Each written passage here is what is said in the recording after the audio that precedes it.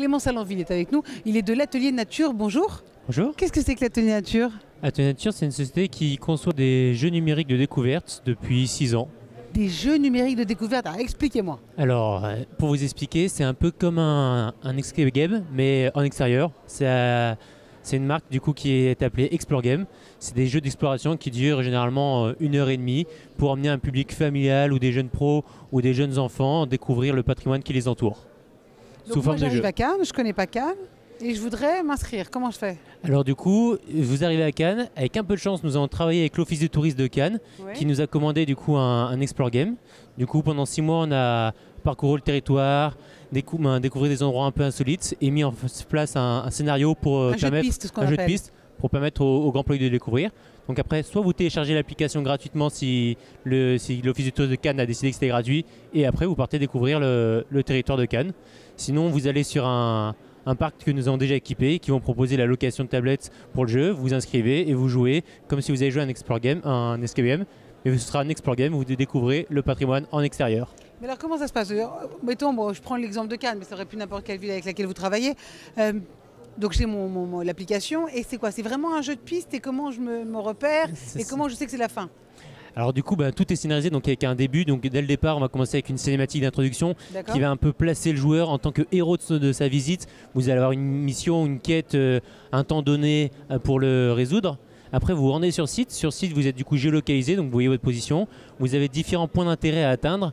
Donc ces points d'intérêt sont souvent des balises physiques à rechercher sur site. Et une fois que vous les avez atteints, vous avez du coup les personnages de l'histoire qui s'arrêtent directement à vous pour lancer des défis d'observation, des défis de sportifs, des défis de déduction, à la fin de continuer à progresser dans la quête. Et généralement, la fin, on la rate pas parce qu'on ramène à un point précis pour féliciter l'utilisateur ou pour leur faire découvrir vraiment le point le plus emblématique du lieu aux visiteurs. Alors, vous êtes dans combien de villes? Vous travaillez avec combien de villes pour l'instant? On travaille en France sur environ 60-70 sites depuis 6 ans. Et on a commencé à se développer à l'étranger. Donc cette année, on a eu la chance d'équiper des hébergements en Chine, Malaisie, Bali et Australie. Ah ouais, quand même. Donc c'est vraiment, ça marche très très bien. Donc vous êtes dans plusieurs langues alors aussi? Alors tous nos projets sont de base en français et en anglais. Et après, il nous arrivait du coup de travailler japonais, chinois, coréen, donc des langues dites non latines. Oui, j'imagine. Et alors, ok. Mais j'imagine que ça prend un temps fou à faire ce jeu de piste, non? Alors généralement, pour ce qu'on considère nos jeux les plus poussés, les plus réussis, on a environ 6 mois de conception entre le démarrage de la mission et la livraison.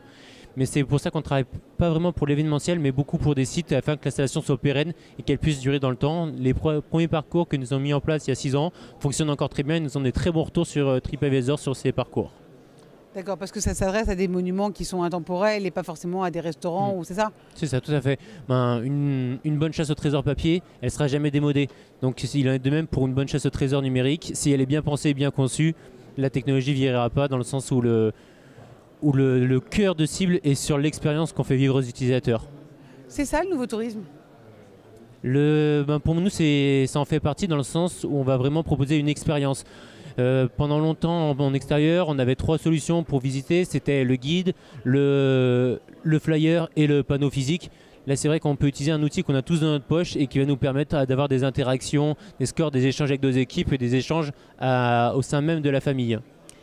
Clément Salanville, merci beaucoup. En tout cas, l'Atelier Nature, ça donne envie de le télécharger. Merci beaucoup. Au revoir.